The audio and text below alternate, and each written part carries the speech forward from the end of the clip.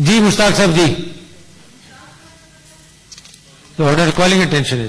اس کے بعد آپ کیسے جی. شکریہ مسٹر چیئرمین.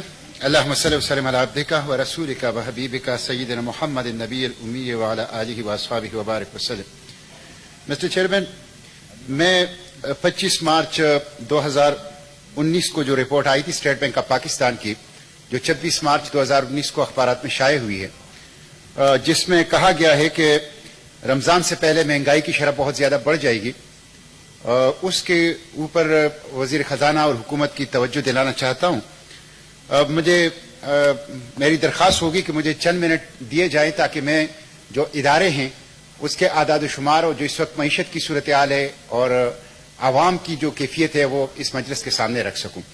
بٹ مشتاق صاحب یہ آپ نے اسٹیٹ بینک رپورٹ کے اوپر کوشچن کیا ہے نا؟ جی رپورٹ جی جی جی جی اسی کی بات اسی رپورٹ کے اوپر اس سے متعلقہ مہنگائی کا جو ایشو ہے. جی یہ مسٹر چیئرمین 25 مارچ کو یہ رپورٹ آئی ہے دوسرے سہ کی، جو اکتوبر 2018 سے دسمبر 2018 تک ہے، اور ظاہر یہ پرانی رپورٹ ہے. اب مئی جو ہے وہ شروع ہونے والا ہے، تو جو صورتحال مہنگائی کا اس رپورٹ میں بتائی گئی ہے وہ اس سے بہت زیادہ اب خراب ہو چکی ہے.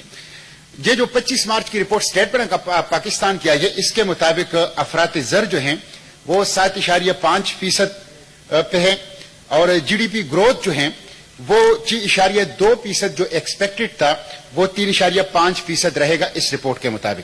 مالیاتی خسارہ جو ہیں وہ 4.9% کے بجائے بڑھ گیا ہے اور 7.2% پہ چلا گیا ہے. اسی طرح ٹیکس وصولیوں میں کمی، صنعتی پیداوار میں کمی اور گندم کی جو فصل ہے اس کی افزائش میں کمی، یہ وہ عوامل ہیں جس کی بنیاد پہ اسٹیٹ بینک نے اپنی 25 مارچ کی دوسری مالیاتی سہ ماہی کی اس رپورٹ میں کہا ہے کہ مہنگائی بڑھے گی اور رمضان سے پہلے مہنگائی کا ایک اور. تب یہ تو سب رپورٹ میں لکھا ہوا ہے. What is your calling attention for? یہی اسی پہ آ رہا ہوں مسٹر چیئرمین کہ اس کے نتیجے میں جو مہنگائی بڑھ رہی ہے، رمضان آ رہا ہے، عوام کو ریلیف دینے کے لیے حکومت کیا کر رہی ہے، اور اس وقت جو عوام تکلیف میں اس کی تکلیف بیان کرنا چاہتا ہوں. جی منسٹر صاحب. جی میں مسٹر چیئرمین میں اپنی بات پوری کر جی ایک منٹ جی کریں. خیال ہے مجھے 8-10 منٹ مسٹر چیئرمین دیے جائیں، 8-10 کی بات رکھ لوں. کالنگ اٹینشن نوٹس جی یہ میرا استحقاق بنتا ہے. اگر آپ مجھے نہیں آپ کریں جی کریں، مگر اگر آپ رپورٹ ہی پڑھیں گے تو رپورٹ تو میں نے اس لیے پڑھی تاکہ ہاؤس کے سامنے تفصیل آ جائے کہ رپورٹ میں کیا تھا. جی تو اس کی بنیاد پہ میں اپنی بات کروں گا اور جو ایشو ہے وہ سامنے رکھنا چاہتا ہوں.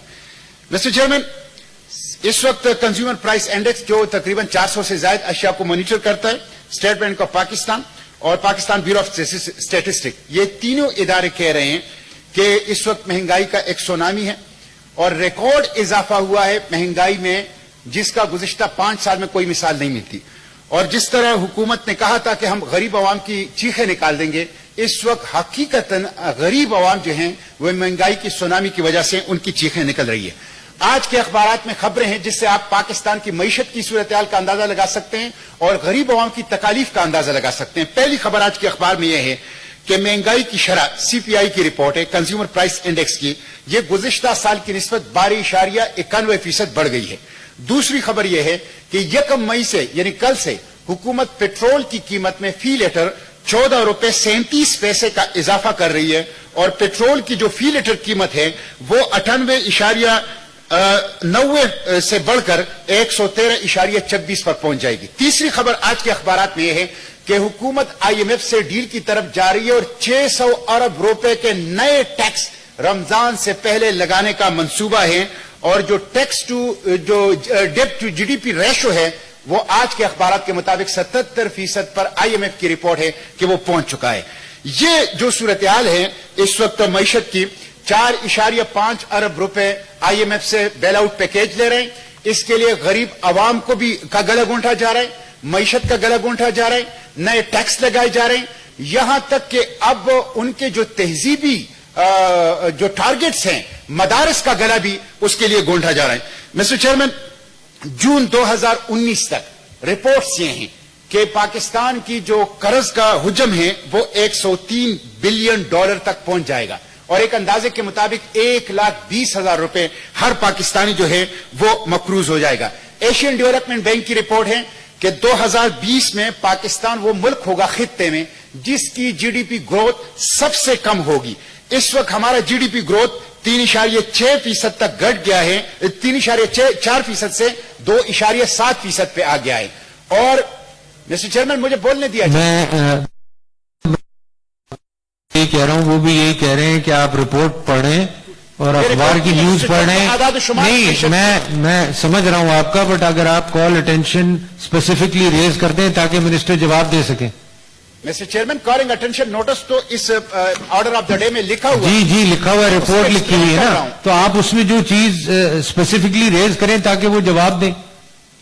मिस्टर चेयरमैन, इकोनॉमी खुद पूरा एक टॉपिक है और ये इकोनॉमी के मुख्तलिफ एस्पेक्ट्स हैं जो मैं आपके सामने बयान कर रहा हूं। आई अंडरस्टैंड बयान कर, मैं सिर्फ आपको थोड़ा गाइड कर रहा हूं कि अगर आप इसको थोड़ा स्पेसिफिक कर दें ताकि आपको कोई प्रॉपर जवाब मिल जाए।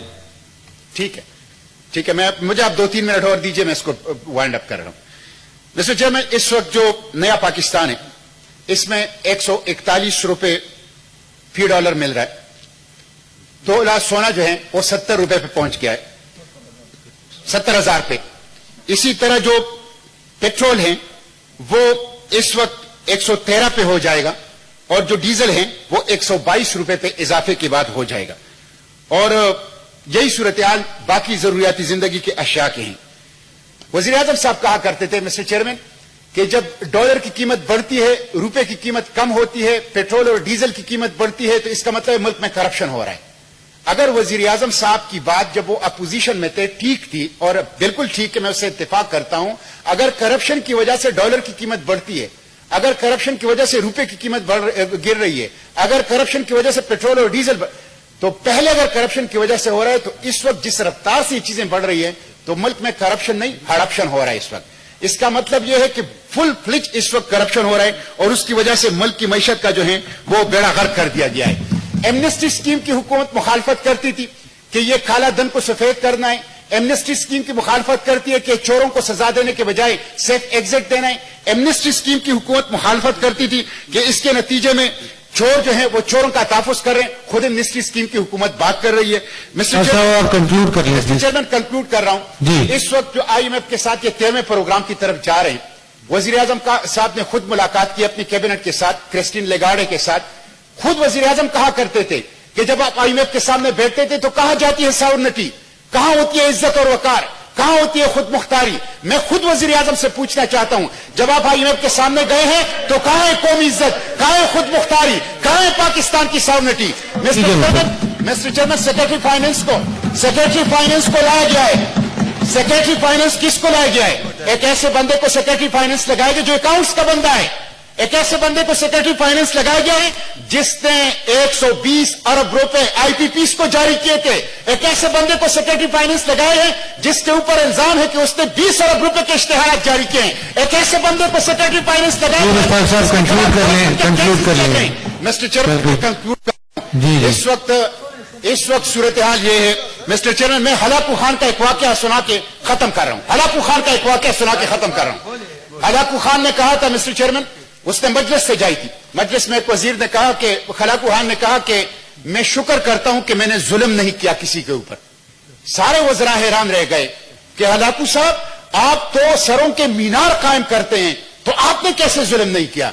तो हलाकू खान ने जवाब दिया कि वाकई मैं सरों का मीनार कायम करता हूं, यह काम मैं करता हूं, लेकिन असल जुल्म यह है कि मैंने किसी नाअहल को वजीर नहीं बनाया है।